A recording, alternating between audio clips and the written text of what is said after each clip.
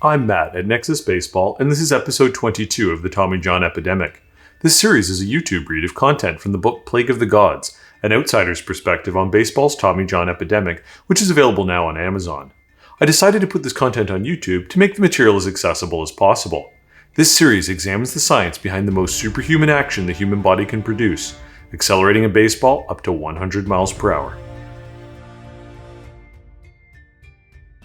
It is also challenging to evaluate based on the individualities of the pitchers involved. Baseball pitchers have always been tall, but with increased financial rewards, baseball is pulling ever larger athletes from other sports such as basketball and football. With longer arms, higher velocities are more easily achievable with less effort than for a smaller pitcher, making it almost impossible to generalize league-wide on effort levels. The percentage of fastballs thrown in the league has also decreased almost in lockstep with the increase in velocity, from 64.4% in 2002 to 55.4% in 2018. This is certainly due to the analytics showing the effectiveness of breaking balls, particularly when the hitter has to gear up for a potential 95 mile per hour plus fastball, while keeping in mind they may have to adjust their swing to a 90 mile per hour slider, an 85 mile per hour changeup, or an 80 mile per hour curveball. Resultingly, pitchers are throwing the smallest number of fastballs in baseball history. This also keeping in mind that the speed increase since 2000, although very notable, is only an increase of 4%. This makes velocity in and of itself, or the number of fastballs thrown, as an unlikely culprit for such a dramatic increase in Tommy John surgeries since 2010.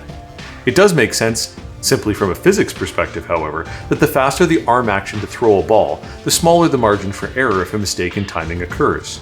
To put it comparatively, you could drive 100 miles per hour on the Autobahn every day safely, but if you did get into an accident, it would be much more likely to be fatal than driving 60 miles per hour. The inherent risk factor on such a coordinated activity has led to somewhat pervasive view that regardless of the quality of a pitcher's delivery, it is a simply unnatural motion to throw a baseball overhand at high velocity.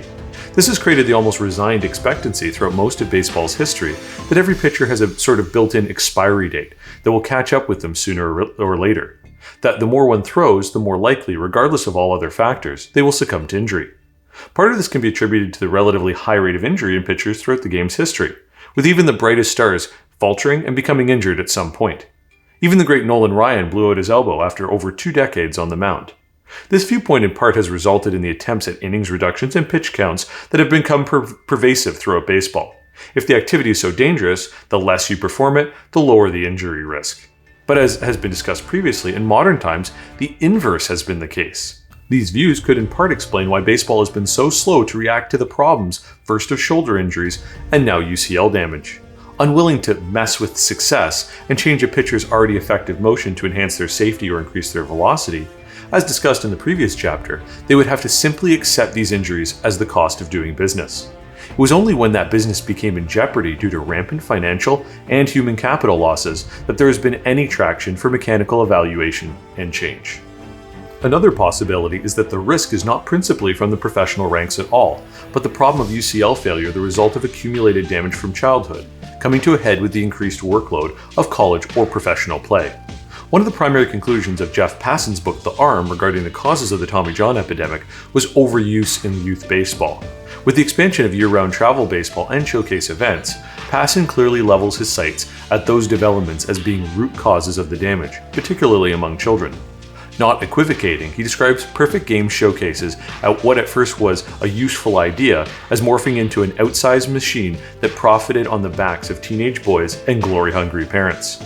He cites that from 1998 to 2004, as Perfect Game expanded from a small regional event holder to a nationwide system of showcases, Dr. James Andrews' youth and high school age patients grew from 4% to 26% of his UCL reconstructions. He states that the medical community argues against single sport specialization and that ASMI's conclusions under Dr. Fleissig found year-round throwing and throwing with fatigue as the greatest links to elbow damage. He believes that implicit in the showcase system is the push to throw harder, run faster, hit longer, all so that they can scale the leaderboards that Perfect Game posts online. It is in this push for development that he believes kids are ruining their arms just to be noticed, causing damaged goods to be drafted, resulting in the larger numbers of later Tommy John procedures. These conclusions appear sound, as there seems to be a strong correlation between the increase in youth injuries, the expansion of Perfect Game, and related events, as well as travel baseball in general. If a child is told they must throw 90 miles per hour or more in order to have a chance of continuing to play in the sport, they will find a way to do so, even sacrificing safety. That is also an indictment of how early kids are now scouted, and a system that values velocity over almost all else. The difficulty with youth athletes is that they are physically a work in progress, with changing heights and weights that prevent repeatability of mechanics. Combining this with throwing with maximum effort and little recovery time is a recipe for injury. It was based on this rationale that the Pitch Smart program was developed between Major League Baseball and youth baseball organizations in 2014.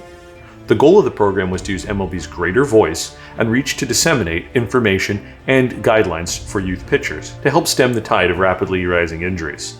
The program was based on ASMI's 2012 study on youth pitching injuries, spearheaded by Dr. James Andrews and Dr. Glenn Fleisig, among other prominent orthopedic surgeons. Almost all their guidelines are based on usage, as the primary correlation they found for pitching injuries was overuse.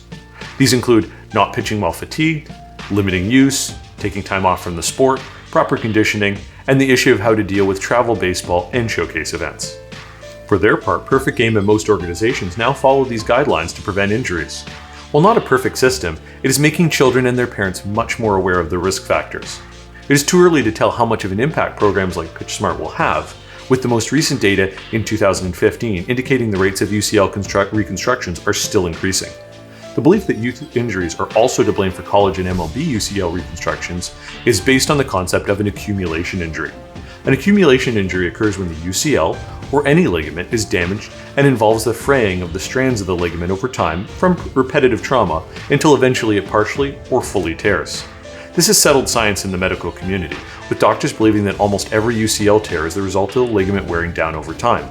This is in contrast to how ligaments are usually damaged throughout the body, such as in the knees or ankles, where a sudden high-load change of direction without muscular support overloads the ligament, causing it to tear. A youth player may fray or damage their UCL repeatedly, creating a compromised ligament that finally gives out under adult workloads. It is certainly the case that a player may have a compromised ligament from prior years that can cause a tear. Shohei Ohtani is a recent prominent example, coming to MLB in 2018 from the Japanese League with some UCL damage he had had for some time.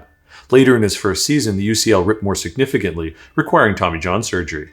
It is difficult to attribute all of the increases in Tommy John surgery to childhood overuse, however.